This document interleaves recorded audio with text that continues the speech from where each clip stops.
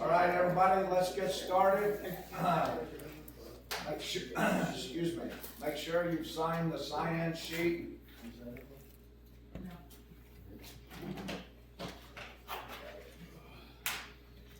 Hey, I'd like to ask Tony to lead us in the Pledge of Allegiance.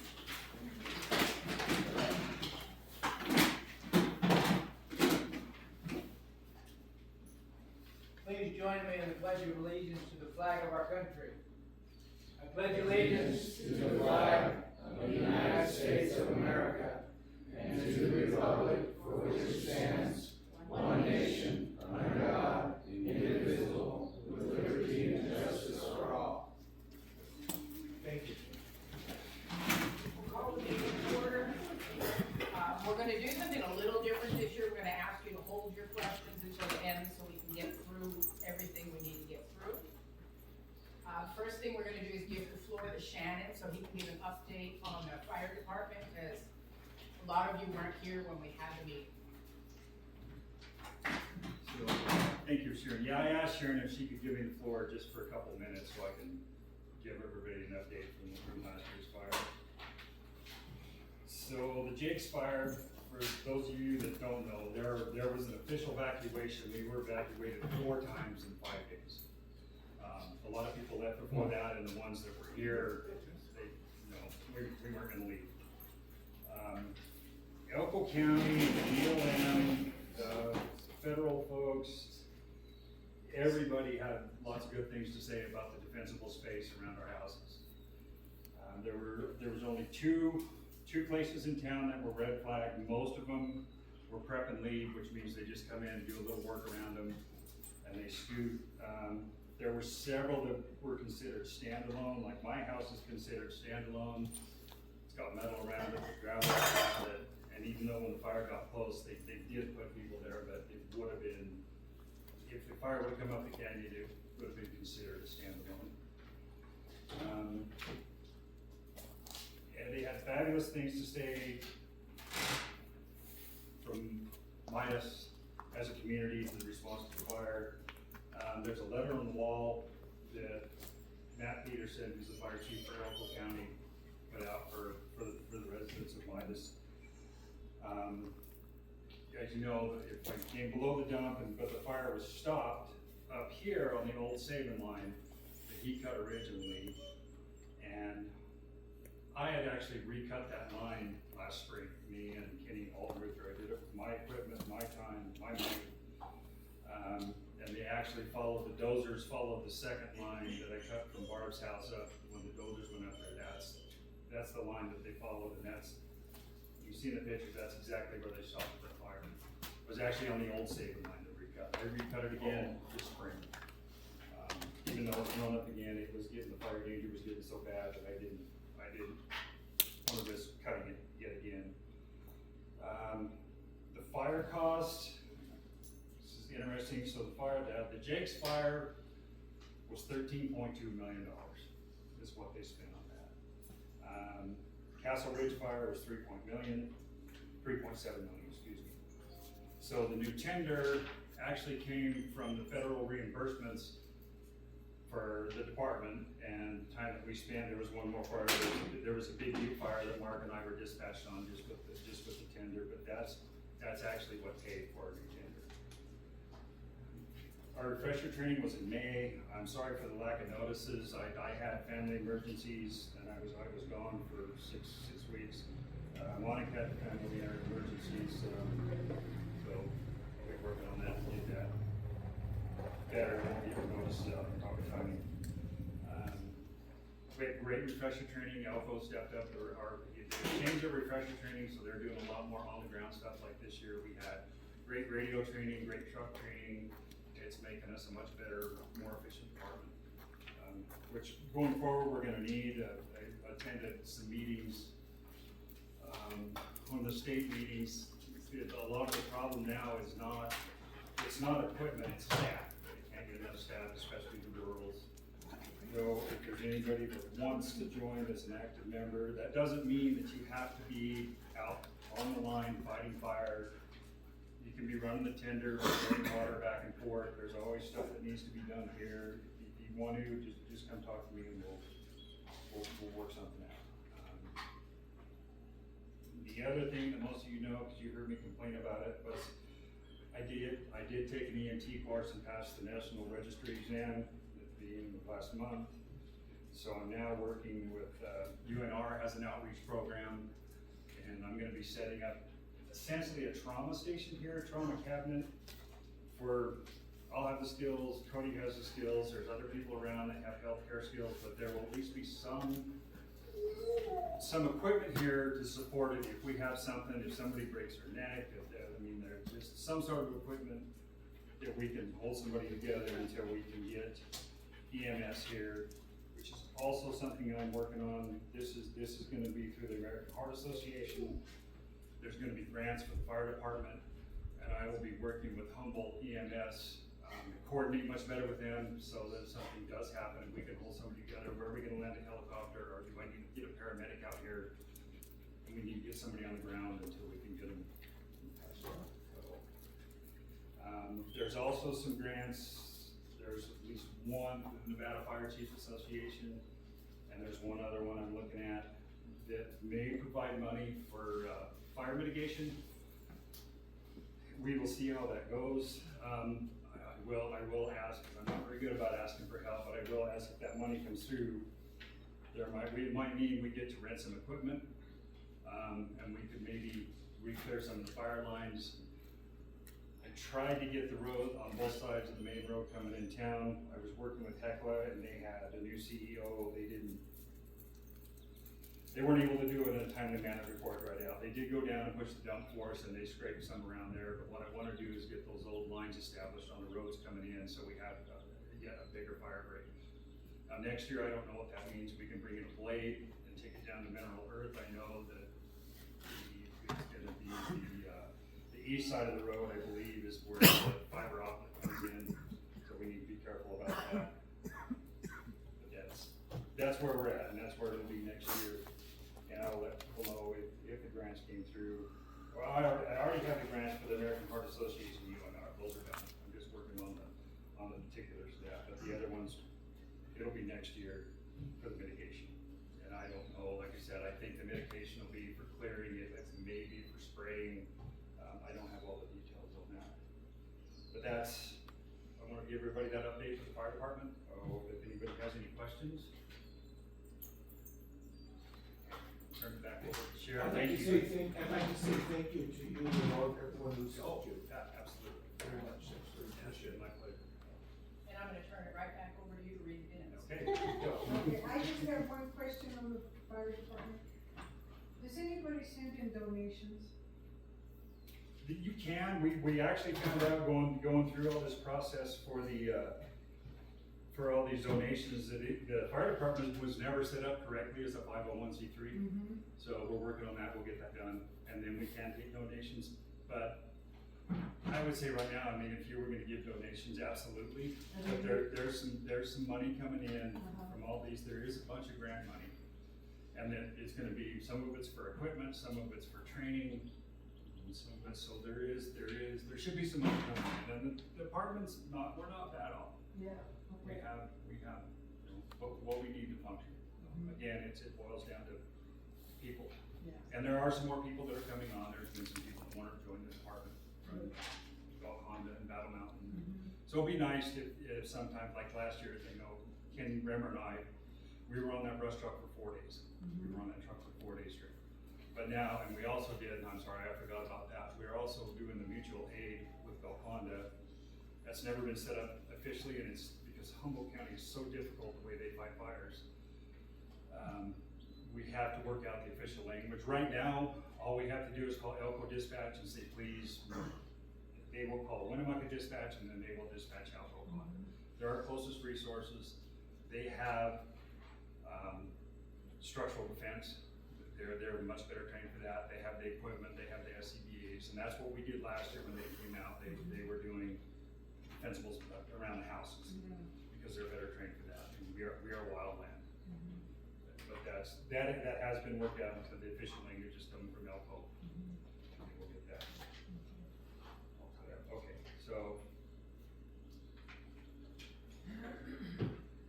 Okay, I'm gonna read the minutes. minutes from last year, July 5th, 2025. Board members present were Sharon Newbold, Paige Adkins, Tony Shueller, Sherry Barlow, myself. There were 16 water cooperative members present. The meeting was called to order in the Midas Firehouse at 9:04 a.m. President Sharon Newbold. The pledge of allegiance was led by Tony Shueller and recited by all. Secretary Shannon Jackson read the minutes from 2024. Motion to accept the minutes from Tim Shannon, seconded by Mark Barlow. Motion passed with no opposition. Sherry Barlow read the financial report. Sharon and Paige give an update on the Midas Water Co-op fundraiser, which was a success last year. This year's dinner, I believe, will be on August 8th. Sherry thanked the folks for their donations of time and equipment and office supplies to support the Midas Water Co-op. Chris Mickelson questioned the inactive services, and Sharon reported that these will be discontinued or turned off or not locked out, and their procedure, will be discussed to restart if requested. Dana Bennett asked how much the co-op is still owed on the original loan, and Sherry noted that $88,000 is still due, and we are paying $556 a month with no penalties until the loan is repaid. Sherry also noted that there are 53 paying members within the co-op. Joe Rollins had a question regarding electronic payments. Future bills will include a notice regarding electronic payments. Joe also had a question regarding a valve, and we came to an understanding that Ken Remmer explained that it is actually not part of the water system. Sherry completed the financial report. Darren Elmore made a motion to accept with a second by Mark Barlow, and it passed with no opposition. Paige reported that a contractor wanted between $1,200 and $2,000 to install a pump. Instead, he was able to install it for no charge to the co-op. Paige reported that the system currently had no leaks, and the valves will be installed where there were no shutoffs. The valves will be located or a new one installed. There's some properties that the old maps don't match, and they're difficulty finding due to dirt work and incomplete maps. Paige also reported that the state has mandated a new roof on the well house number 1. The Nevada Division of Environmental Protection will inspect our system on June 5th, 2026. Paige also reported that the system failed the last water sample test, but the retest was clear and taken from 5 separate locations.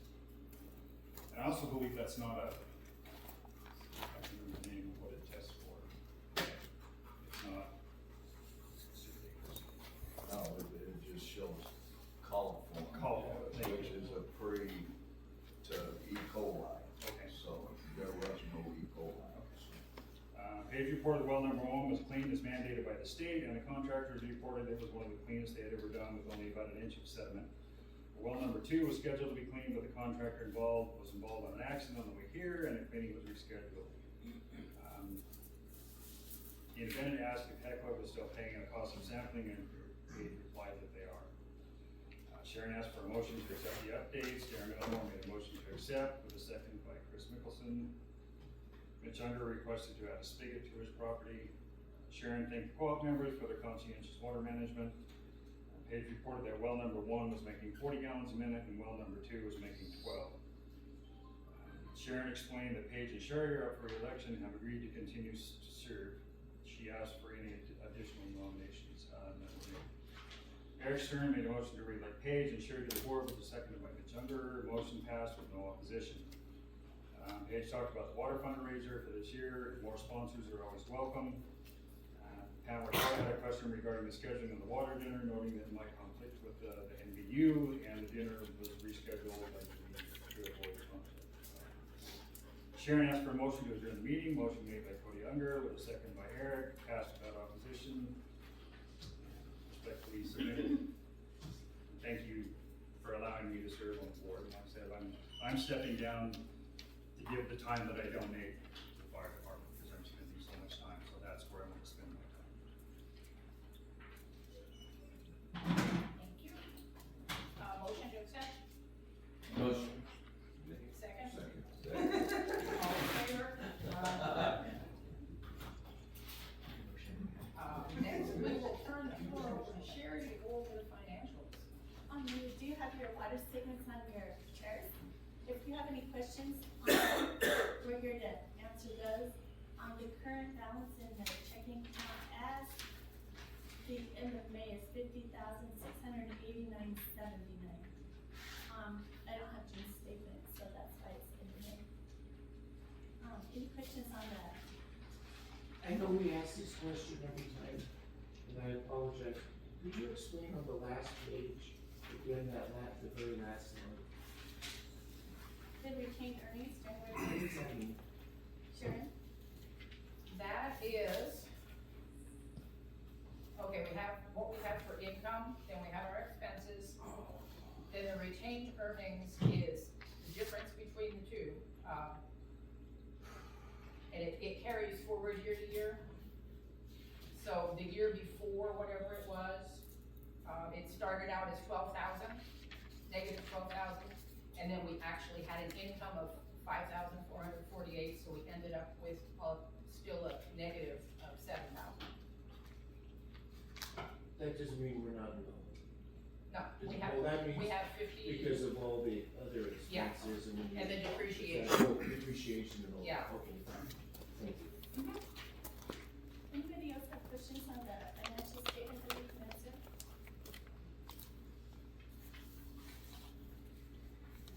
Motion to accept. Second.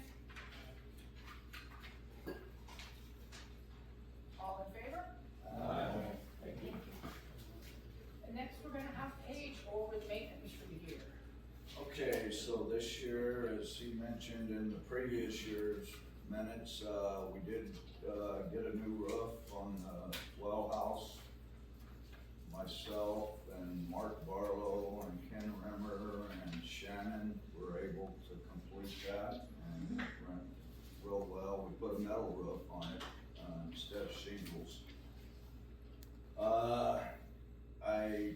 We had a valve, another valve leaking up at well number 2. It's a ARV valve. It releases air when the well is turned on.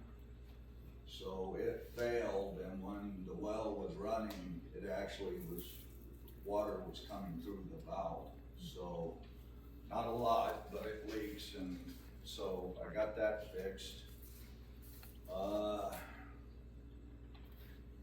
I recently just purchased, I will be installing a new flow meter at the number 1 well. And it took me a while to find the correct one, what I wanted to do, because the old one's a mechanical one, so we would have had to pull that out. And then the system would have had a chance of being contaminated. So I didn't want to do that, because then you gotta get lateral water out here. It took, we've done it in the past, 2 days, and you're basically draining your 2 tanks when you flush it with chlorine. So I didn't wanna do that, especially this year. So I bought a valve. It actually straps onto the pipe and reads through the pipe and tells you your gallons per minute. It's a pretty expensive valve, or flow meter, but we used to use them a lot in the mine, and so I will be getting that installed. So due to this year's no winter, I'm a little worried about the wells. They're currently pumping just fine, but I've been in contact with a well service. The well up in the canyon years ago, I wasn't involved, I wasn't even living here, I don't think. They went to clean the pipe and got a brush stuck in the casing. And they spent 3 days trying to get it out, and I'm not blaming anybody, but whoever's decision it was, they decided to leave it there. The bad thing is you can't lower the pump. The brush is actually sitting 5 feet below the pump currently. So, and the well is cased to 300 feet, so I've been in contact with, well service. Cody Longer's been helping me with that since he's in the drilling field, and Cody can attest, most of these places are 6 months to a year and a half out before, that's how long their lists are. I told this guy my situation, and he said, I can do something for you in October or November. So the plan is to come out, pull that well up, see if he can, they've got some kind of grabber supposedly where they might be able to grab it, pull it out. If not, the thought is to shove it down. He said they've done that many a times. He goes, we'll cross that road when we get there. So in the event we do get it out, get it moved, the plan is to go ahead while the well's out, is to lower that pump another 20 feet. And just add another stick of pipe on it and lower it 20 feet. So we know it's in water. Is there more space below that 20-foot limit that we could go to someday? Yes, so if we lowered it 20 feet, that would put the pump at 270. And so we still have 30 feet of casing left. So, but technically we could probably, you wouldn't want to go all the way to the bottom, so you could lower it a little more if we had to in the future, so. In June, we did, as mentioned in the minutes, we were able to get that tank cleaned up there. The company finally made it out here, and they were, again, pretty impressed. There was less than 2 inches of sediment in the bottom of that tank, which for as long as it's been there, that's pretty substantial. That's fantastic. That tells you how clean our water is. The only thing is the lining is coming apart in that tank. And you can see it when I open the door, I can see it. It's currently above the water line. So, but the state is already, they caught it on an inspection last year. So, and currently we're looking at a relining job that just guesstimate is already at $45,000 to reline that tank. And by state standards, they gotta be relined every 30 years. Well, we know how old these are. Yeah, we have So- not one but two. Yeah, so, Sharon's been in contact with the people that clean the well. We can do some patch jobs, but a patch job, as it says on your paper, is $10,000. Oh, y'all don't have that paper. Okay, so minimum just to patch these spots would be $10,000. And would have to be done every year. So, You might as well. Yeah. right. So, and then, the state has also brought up that, paint, the exterior paint, that, this one down here in the canyon, or up in the canyon, is in really good shape. They didn't say anything about that one, but that one's, pretty faded, so, but the state rules are, you need to paint your tanks every 15 years, so, and Sharon just said on her notes, they quoted, $25,000. Personally, I think we can get that cheaper, but, anyway, those are some things that, the state had brought up. Also, at the state, I gotta put gates at both wells to keep people, all it is gonna be a gate across the road if they go through the creek up here. I don't know what to tell you, but they found a fire ring at this tank up here, and they don't, it's, according to them, you can't have campers camping next to a public water system, so, so we'll be doing that, also. I'm just gonna put them across the road, I can't fence the whole damn thing. Note that he said public. We could, but they haven't brought that up, and I'm not. Cause we don't have the money to do that, so I'm just gonna, you know, it'll be a deterrent, we'll put, Midas Water Co-op, private property. And you can just do a tank. That's what I'm gonna do, yeah. And, I'll put a lock on it, and so.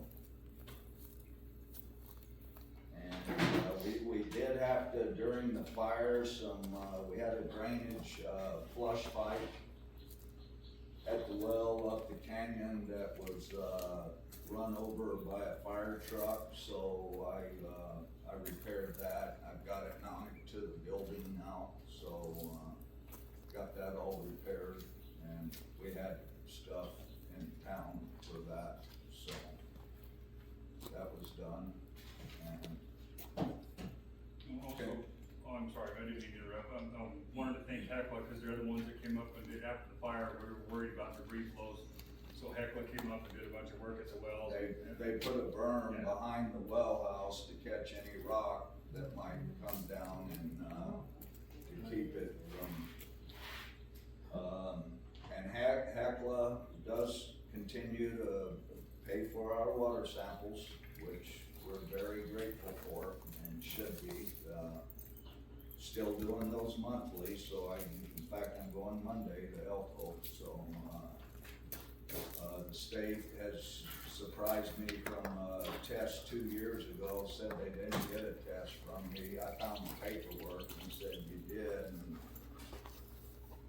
they're on the third person since that 2 years ago that we've had to deal with, so I had to do an iron test last month, so they could vacate that. They called it a citation, but, anyway, so they got the results of that.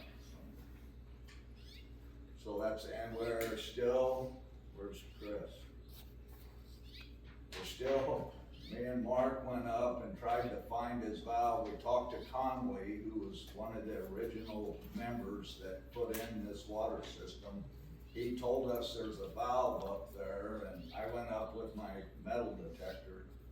I found everything but a valve, no gold, but, I found nuts and bolts and tin cans and stuff, so we're gonna get my backhoe up there, and I'm gonna go by the drawings, cause it shows like a 2-inch pipe coming up from Dick's house, up that 2-inch all the way. Well, somewhere they had to neck it down to get, cause he does have he does have a shut off at his house that was installed, I'm assuming by Newmont or Rick and Lynn or whoever's owned that place up there, so I'll get my backhoe up there and, we're gonna do some digging and hopefully we can, I'm hoping it's there like Conley says it is, so. But that was 30 years ago, so we know how 30 years goes on your mind. And that's all I have. Any questions on that? Anything? Motion to accept. Second, all in favor? Okay. Next thing I would like to do is thank Shannon for serving on the water board, because it's not always fun. But he needs to spend more time with the fire department now, we all understand that. So we are gonna have one vacancy. Tony and I are also up for re-election, but we both agreed to run again. Is there anyone else that would like to serve on the water board? We got no other nominations. Dick is a Yeah. nomination, yeah. Okay, then we'll vote for Dick, or on Dick, if there's no one opposing him. All in favor? Thank you, Dave wins. Thank you. David loses. Yeah. I thought you were smarter than that, Dave. Just a few general issues before we open up for questions. We're now going to take Zelle for payment. Our bank has that for free. So if someone wants to pay their bill that way, they can use that. We're concerned about the costs of recoating the tank and all the other aging infrastructure. All the pipelines are old. We can apply for money from the priority fund through the state, which rural water will help us with. Our biggest concern is we were supposed to have the quote by yesterday and we didn't get it. So we just have some average numbers, what it usually costs to recoat a tank, repaint a tank. Also, there's a part in well number 2, it's called a weir. It's a box that goes to the overflow inside the tank, and that has to be replaced because it's damaged quite a lot from rust. So going forward, we're gonna have to work on some of that because the fundraiser helps bring in a lot of money, but not enough to recoat the tank. And it's gonna be an ongoing thing.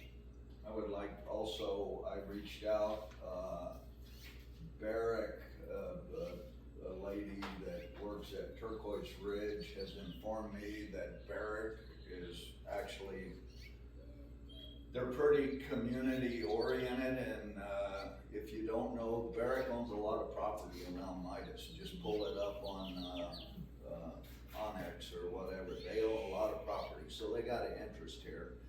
Anyway, the lady informed me that if we get the right, she sent me the paperwork.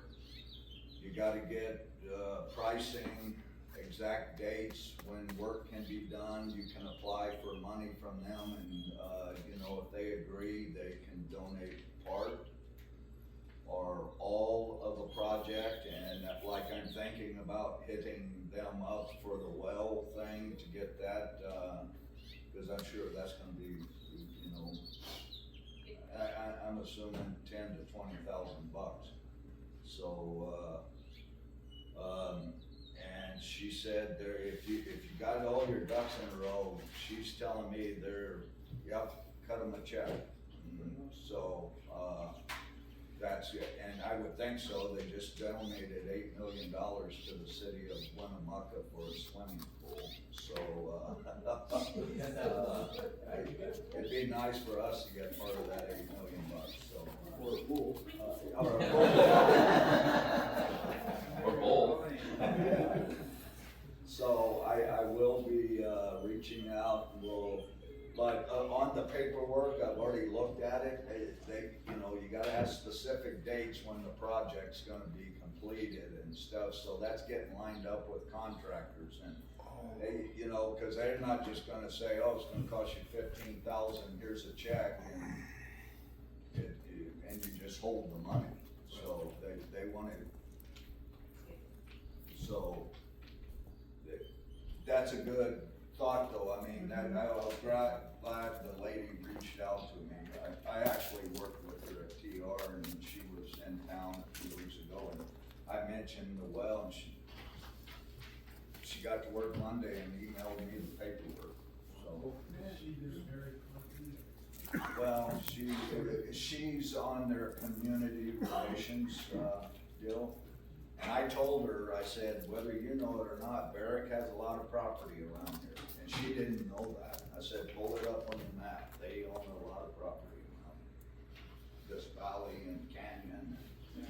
Yeah, so, and they own the 3 ranches and the reservoir, so they, I feel confident that we can, get something out of them anyway, so. And I'd like to thank everybody that helps out with fixing the building. I know Mark Barlow was up there helping with the roof on the building, and Paige went up and did the weeding, and Kenny Altbrooser likes to go up and do weeding. Thank you for doing everything here, thank you for your time and your office supplies and your knowledge. And now, Thank you. if anyone has any questions.